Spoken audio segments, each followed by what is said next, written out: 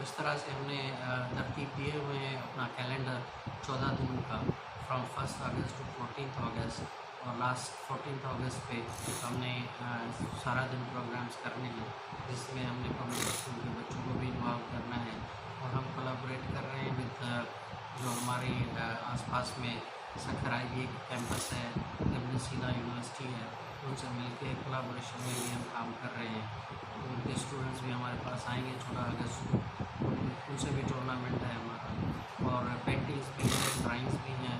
اور جو ہے سائنٹیفک جو اسٹوڈنٹس نے کچھ پروجیکٹس بنائے ہیں اس کا بھی ایکسپو ہم کریں گے۔ تو یہ سارا ہمارا جو ہے نا چیک کا جو ہے مینیو ہے اس 2 week programme.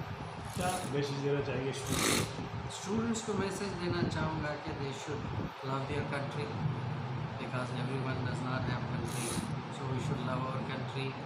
We are because of our country. تو ہم اس کو کنٹری کا جو ہمارا ملک ہے اس کا پازیٹیو امیج